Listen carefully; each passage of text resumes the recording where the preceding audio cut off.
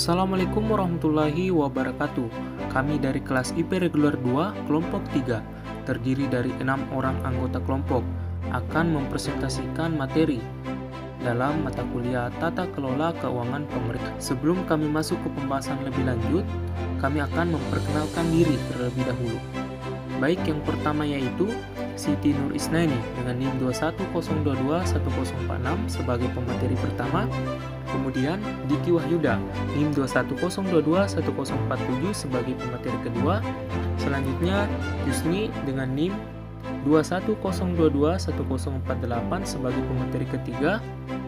Kemudian Nur Halisa dengan NIM 210221049 sebagai pemateri keempat. Kemudian Wahdana Adelia dengan NIM 210221050 sebagai pemateri kelima, dan saya sendiri Alam Syasir dengan NIM 210221051 sebagai pemateri keenam. Baiklah, kami dari kelompok 3 akan mempresentasikan materi dengan judul Evaluasi dan Pertanggungjawaban APBD dengan dosen pengampu Bapak Supratman Tahir SIP MSc.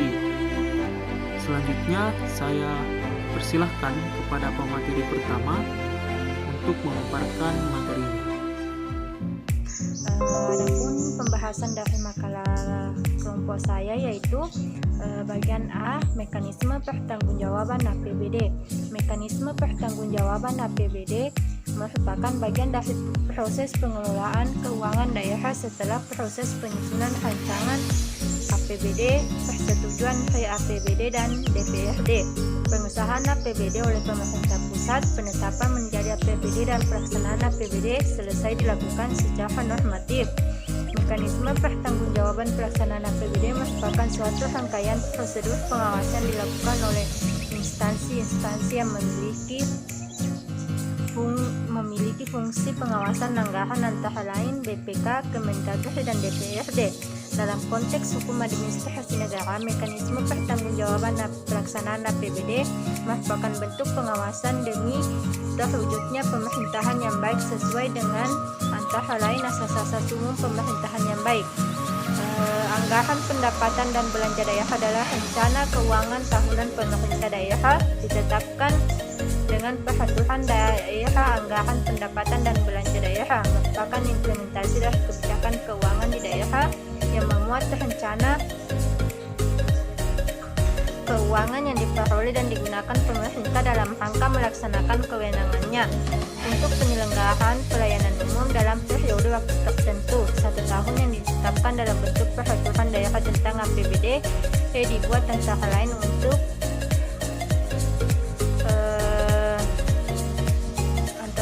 membantu menentukan tingkat kebutuhan masyarakat terhadap pelayanan sosial, kesehatan, dan pendidikan agar dapat terjamin secara layak. Sekian dari saya. Langsung saja, kebijakan APBD. Kebijakan umum APBD yang selanjutnya disingkat KUA adalah dokumen yang memuat kebijakan bidang pendapatan, belanja, dan pembiayaan serta asumsi yang mendasari untuk periode 1 tahun. Adanya pengelolaan keuangan daerah diwujudkan dengan disusunnya anggaran pendapatan dan belanja daerah atau disingkat APBD yang merupakan hasil kesepakatan antara pemerintah daerah dengan Dewan Perwakilan Rakyat Daerah. Dalam proses penyusunan APBD, di samping harus berpedoman dengan rencana jangka menengah daerah, APBD juga harus sinkron dengan rencana pembangunan nasional. Untuk tujuan sinkronisasi, Menteri Dalam Negeri menerbitkan Peraturan Menteri Dalam Negeri Nomor 37 Tahun 2012 tentang pedoman penyusunan anggaran pembelanjaran anggaran daerah tahun anggaran 2013. Dalam proses penyusunan APBD, Pemda mengajukan kebijakan umum APBD tahun berikutnya sejalan dengan rencana kerja pemerintah daerah sebagai landasan penyusunan RAPD Undang-Undang Nomor 17 Tahun 2003 Pasal 8 Ayat 1. Uraiannya mengenai perencanaan pembangunan daerah dan kebijakan umum anggaran. Uraian kebijakan umum anggaran KUA dibatasi pada latar belakang penyusunan KUA dan isinya. Yang pertama, rencana pembangunan dan APBD. Rencana pembangunan terdiri dari rencana pembangunan jangka panjang 20 tahun, rencana pembangunan jangka menengah 5 tahun, dan rencana pembangunan tahunan. Rencana pembangunan jangka menengah daerah (RPJMD) ditetapkan dengan peraturan kepala daerah paling lambat 3 bulan setelah kepala daerah dilantik. Satuan kerja sebagai perangkat daerah menyusun rencana jangka menengah yang disebut Rencana Strategis Satuan Kerja Perangkat Daerah (Renstra SKPD). Renstra SKPD ditetapkan dengan peraturan kepala SKPD setelah disesuaikannya dengan RPJMD yang ditetapkan oleh kepala daerah yang dilantik tersebut. Renstra SKPD memuat visi, misi, tujuan, strategi, kebijakan, program, dan kegiatan pembangunan sesuai dengan tugas dan fungsinya, berpedoman pada RPJMD daerah dan bersifat indikatif. Yang kedua, arah kebijakan umum APBD. Kebijakan umum APBD merupakan arah pembangunan daerah dalam 1 tahun anggaran yang disepakati dan dijadikan pedoman penyusunan prioritas dan platform anggaran sementara serta rancangan APBD. Kepala daerah menyusun rancangan KUA dan rancangan PPAS berdasarkan RKPD dan pedoman penyusunan APBD yang ditetapkan Menteri Dalam Negeri setiap tahun.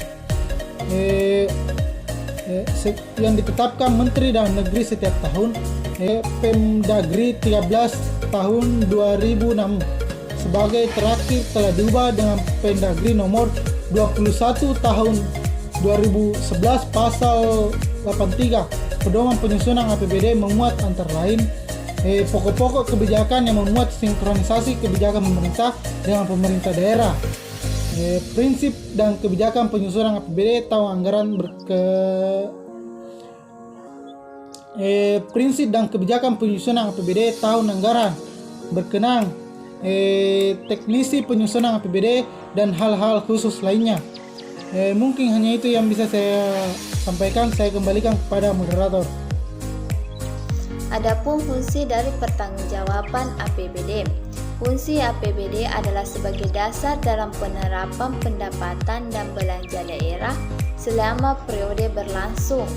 APBD berfungsi untuk merencanakan sekaligus menjadi pedoman dalam pengelolaan kegiatan yang sedang berlangsung.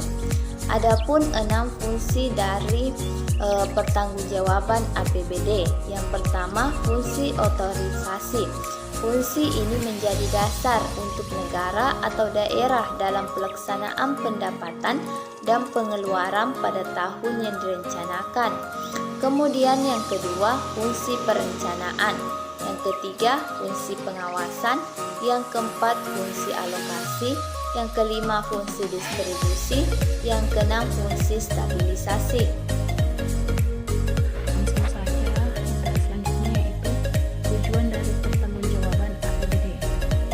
Tujuan APBD membantu pemerintah daerah untuk mendata pengeluaran dan pendapatan selama 1 tahun. Tujuan APBD lainnya menjadi pedoman, memperbaiki kesalahan, dan mencegah penyelewengan dana yang merugikan. Sebagai pedoman pengeluaran dana penerimaan negara agar terjadi keseimbangan yang dinamis demi tercapainya peningkatan produksi, kesempatan kerja, dan pertumbuhan ekonomi. Tercapainya masyarakat adil dan makmur, baik material maupun spiritual, serta yang berdasarkan Pancasila dan Undang-Undang Dasar 1945. Saya akan membacakan materi bagian yaitu mekanisme evaluasi pertanggungjawaban APBD. Sasaran evaluasi adalah memberikan penilaian penyusunan rancangan peraturan daerah tentang pertanggungjawaban pelaksanaan APBD dan rancangan peraturan kepala daerah tentang penjabaran pertanggungjawaban pelaksanaan APBD agar peraturan daerah dan peraturan kepala daerah yang ditetapkan tidak bertentangan dengan kepentingan umum dan peraturan perundangan yang lebih tinggi, dan merekomendasikan kebijakan dan langkah-langkah perbaikan pengelolaan keuangan daerah dalam konteks pembinaan dan pengawasan pemerintah daerah, sehingga tercapai tujuan pemerintah daerah dalam pengelola sumber dan penggunaan dana secara efektif, efisien, ekonomis, dan transparan dan akuntabel. Kelengkapan dokumen yang meliputi proses identifikasi kelengkapan data dan informasi yang akan digunakan sebagai bahan evaluasi.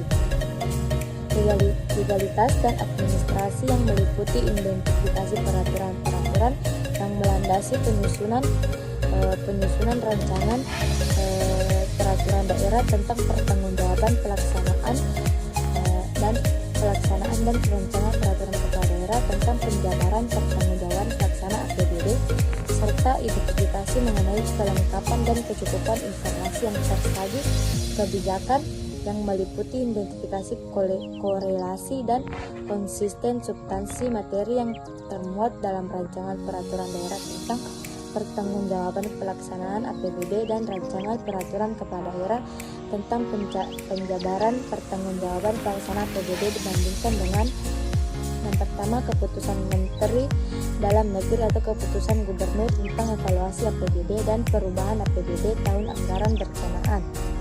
Yang kedua, hasil review aparat pengawasan internal atau provinsi atau kabupaten kota tahun anggaran yang berkenan. Yang ketiga, rekomendasi BPK terhadap laporan keuangan provinsi atau kabupaten atau kota tahun anggaran berkenaan. Adapun materi yang keenam atau materi yang terakhir yaitu siapa yang menyusun APBD. Nah, APBD disusun oleh kepala daerah, kemudian dibantu oleh tim anggaran pemerintah daerah atau TAPD yang dipimpin oleh sekretaris daerah. TAPD terdiri atas pejabat perencana daerah, PPKD, dan pejabat lain sesuai dengan kebutuhan. Adapun tugas TAPD itu sendiri, yang pertama itu membahas kebijakan pengelolaan keuangan daerah. Kemudian yang kedua yaitu menyusun dan membahas rancangan KUA atau kebijakan umum APBD dan rencana perubahan KUA. Yang ketiga, menyusun dan membahas rancangan PPAS atau prioritas plafon anggaran sementara dan rencana perubahan PPAS. Yang keempat yaitu melakukan verifikasi RKA-SKPD atau rencana kerja anggaran satuan kerja perangkat daerah. Kemudian yang kelima yaitu membahas rancangan APBD atau rancangan perubahan APBD dan rancangan pertanggungjawaban APBD. Yang keenam yaitu membahas hasil evaluasi APBD, perubahan APBD, dan pertanggungjawaban APBD. Yang ketujuh yaitu melakukan verifikasi rancangan DPA SKPD dan rancangan perubahan DPA SKPD. Yang kedelapan yaitu menyiapkan surat edaran kepala daerah tentang pedoman penyusunan RKA. Dan yang terakhir yang sembilan itu melaksanakan tugas lain sesuai dengan ketentuan perundang-undangan. Mungkin itu saja yang dapat saya sampaikan. Nah, adapun kesimpulan dari materi kelompok kami yaitu Anggaran Pendapatan dan Belanja Daerah atau APBD merupakan rencana penerimaan dan pengeluaran pada pemerintah daerah selama 1 tahun anggaran yang ditetapkan dengan peraturan daerah. Dalam APBD, Pemda dapat merencanakan defisit atau surplus APBD. Pada kenyataannya, di dalam dokumen APBD seringkali terjadi defisit daerah. Defisit daerah dapat ditutup dengan pembiayaan daerah. Pembiayaan daerah terdiri dari 2 pos, yaitu penerimaan pembiayaan dan pengeluaran pembiayaan. Pemerintah daerah memiliki kecenderungan untuk menutup defisit daerah dari sisa lebih penghitungan anggaran atau SILPA tahun anggaran sebelumnya atau dengan melakukan pinjaman daerah atau obligasi daerah yang berada di pos penerimaan pembiayaan. Mungkin itu saja yang dapat kami sampaikan. Apabila ada kekurangan mohon dimaafkan. Wabillahi taufiq wal hidayah. Assalamualaikum warahmatullahi wabarakatuh.